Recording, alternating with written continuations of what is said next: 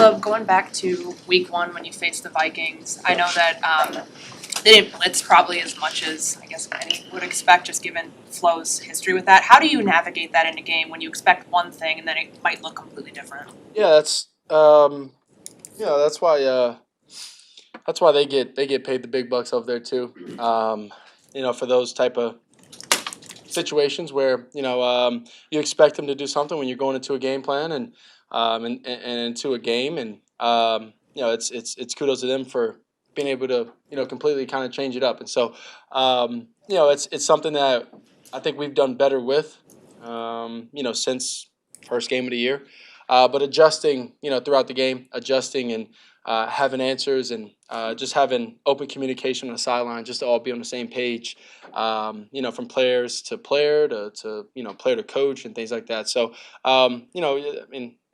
Flo's a great D coordinator, and I'm expecting that he'll have a bunch of different wrinkles, and we got to adjust to those in those games. Ben was saying that there's been any coach or defensive coordinator that I've heard you talk about more than Flores. Yeah. Is he like top of your list as far as a challenging guy to go against? Yeah, I would say he's probably one of the more challenging coaches that I've had to go against so far in my career. Obviously, I haven't played every single team yet and every single D coordinator, but up to this point, he's been that. It's all 70 plus plays that you have or so. It's a full mental. You got every single play is he's challenged you to the full mental capacity that you are and can be at, and so. This is always a fun game, going versus Flo and his defense and all his players over there that he has on that side of the ball.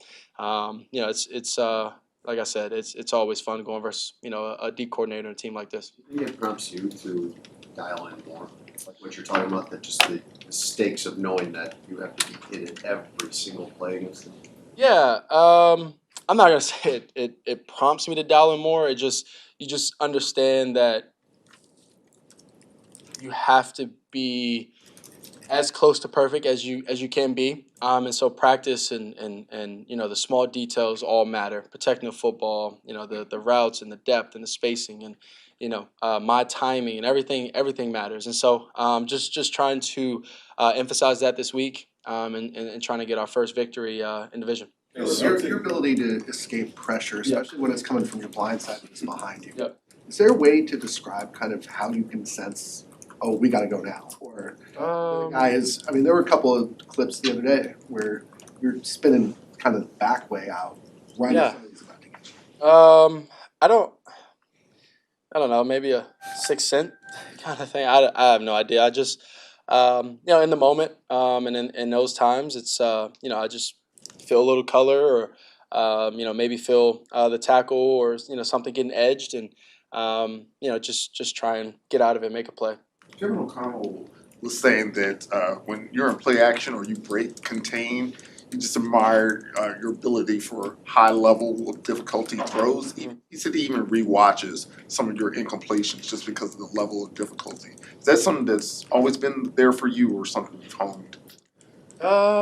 What part? Like just the high level? Yes. I think it's something that I've worked on over my career. I think I've been able to work on those things for many years before it became such a big emphasis, I guess, in my game that everybody always talks about. But I think those get all the credit and things like that, and some of the smaller plays that I make don't. And so I've just been trying to hone in and work on my craft to be able to complete every single ball whenever it's needed to be able to help my guys win. Caleb, at this point last year, you had taken 38 sacks, and you cut that number down by more than half. Like, how significant is that? Yeah, it's huge. Partly, the part of it is the guys I got up front. They've been awesome for me and for us, and so kudos to them and love those guys up front. And then the other half of it is, I think coaches' emphasis on me getting the ball out, and then when it's time to go make a play, make the plays, and it's time to throw it away. And so I think just doing a better job with that overall this year, and I got to keep getting better with that and try and lower the sacks. Just one quick follow up on that. Ben said earlier, he's like sometimes just training you to stay in there like a tick longer to be able to make the big play. How do you train yourself to do that? Yeah, it's interesting because you get just kind of the whole process is like, let's get the ball out faster. Let's get through the reads, and sometimes I get through my reads actually too fast. Maybe because of leverage, or maybe because the covers that I'm seeing, and sometimes you just need to hang on. We got special guys, and so sometimes you need to hang on it and let it rip, and then other times it's there was a play that I actually avoided a sack, but I could have thrown a touchdown this past game, and it's those small things. It's like just the big plays right there. I saw it, and I was about to rip it, and I just saw color flash. He was running right at me, and I tried to get out of it, got out of it, and threw incompletion. But it's those things that the next level, and something that I talk about with Coach all the time is that's the next level. Is I do have this ability to get out of stuff, but also there's gonna be times where it's just gonna drop back and let's deliver a ball, and I've done it every so often or whatever, but just doing that more often, and just finding the balance is tough, but that's what we're searching for. Is that the ball to DJ, by the way? The one you're talking about? The one Where you scrambled when you had a touchdown? And was that? No. Well, that's one of them. 97, and then there was one more Rome down the middle of the field, towards midfield, and 90 something came free on the right side, and I end up just moving and evading and getting out of it. The increase in your rushing yards the past several weeks, is that just coincidence and opportunities, or did you make a conscious decision at some point that you were going to go and do a little bit more? If so, why did you make that? I think it's been on my mind to be able to help the team in any way possible, and so it was space and opportunity within the game, but there are some times where it's like a play needs to be made or a spark needs to happen, and I think I have all the ability between arm and legs to be able to make it happen, and so whatever comes available first, whether it's a run or whether it's a pass, I feel that I'm there to help out and try and help the team win and stay on track or create a spark. Caleb, your numbers, your production in the last 5 minutes of games is among the best in the league. The other 55 minutes is not where you want it to be. Respectfully, just to try to understand better, why can't you do that all the time? Why can't you play like the last 5 minutes of the whole game? What can you take from that and extrapolate to the entirety of the game? Yeah, I don't know. I think that's something that we want to get down, and I think it's not only just from my side of it, it's just everybody understanding the what we can be on offense, and we can score fast, we can march down and score in 13 play drives and things like that, and just being able to do that and be efficient instead of having some 3 and outs or anything like that. We got some special talent on our side of the ball on offense, and I think there's times where we can just be better overall, and then towards the end of the game, it's time to go in the game, and you just kind of get into that mode, and like I've said before, defenses have kind of shown you throughout the whole game of what they've kind of game plan for you, and so you get into a rhythm, you get into a flow towards the end of the game, and the mindset changes. I would say just in the sense of we have no other option at that point other than try and score and fight and fight and fight, and I think that's what we do and what we've done, and we do want to showcase, and I want to showcase throughout the whole game that we can play all 60 minutes, and we can put up points, and defense can hold their offense, and we can we kind of start kind of steamrolling, but until that happens, we're going to keep winning games whichever way we need. So Yeah, do you but think how in those last 5 minutes that you may be a little faster, a little more decisive, less inhibited because it's like I said, do or die?